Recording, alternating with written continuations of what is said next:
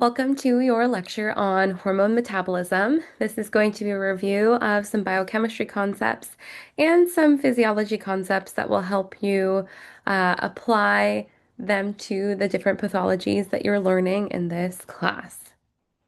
First, a review of some general properties of hormones. When we're looking at hormones as a whole, hormones are just messenger molecules. They're synthesized in one part of the body, they move through the bloodstream, and they exert regulatory effects on another part of the body. Um, they can do lots of different things. It's going to depend on the hormone to how they respond or how they act within the body. But we'll see that there are different types of hormones and there's different ways that hormones can become activated. And depending on these ways can really influence their function. So we'll look at some of the different types of hormones or big categories. There are amino acid-based hormones. These are the majority of hormones, and these are simple amino acid derivatives that are tyrosine-based. Epinephrine is an example. There are peptides that are shorter chains, like insulin. There are peptides that are longer chains, like epidermal growth factor. And with all of these amino acid-based hormones, they dissolve in plasma and they can travel freely then without a transport protein throughout the blood.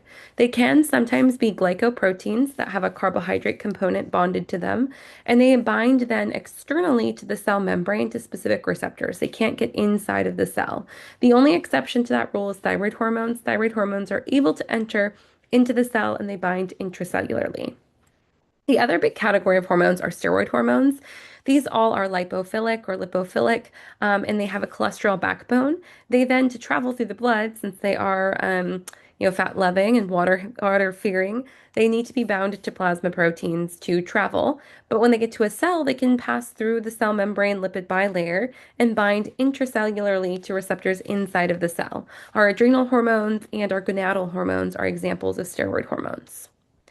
Now, hormones themselves bind to receptors, and they often send their messages via secondary messengers or secondary receptors, or even via signaling cascades. Now, steroid hormones are able to get inside of the cell directly, and once they interact with the receptor, they can then directly bind DNA and actually affect gene expression.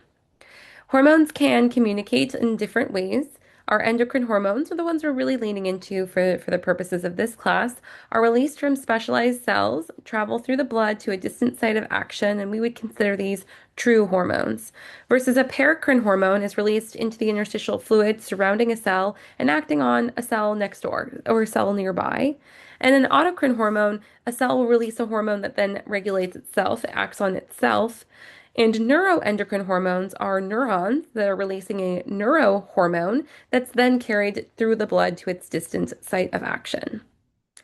Now, I mentioned that hormones typically like to utilize second messenger systems to communicate, and it does so by the hormone will bind to its receptor either outside of the cell or within the cell, and that will trigger a second messenger release. And second messengers, as a reminder, are really small molecules. They're smaller than proteins, and here are some examples like inositol triphosphate or IP3, cyclic AMP or GMP, and even calcium can be utilized as a second messenger.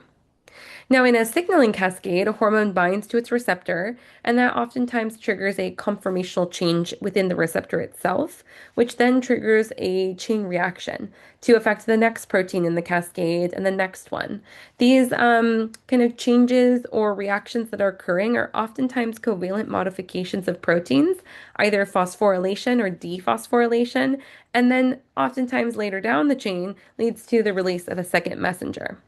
The end results will vary depending on the hormone and the second messenger involved, but oftentimes it'll either be changes to gene expression or change of enzymatic activities within the cell. Now, our intracellular hormone receptors, they can diffuse straight through the plasma membrane, and these are our steroid and our thyroid hormones. And then they can bind intracellularly to their receptor inside the cytosol. And then that hormone receptor complex can sometimes move directly through the nuclear pore and through the nuclear membrane and bind to DNA at specific locations. The binding then can alter transcription of target genes, essentially helping to decide what proteins are being produced within a cell. We're going to stop here. When we come back, we're going to look at some pancreatic parameters that are going to help us see how hormones are directly applied to metabolism control.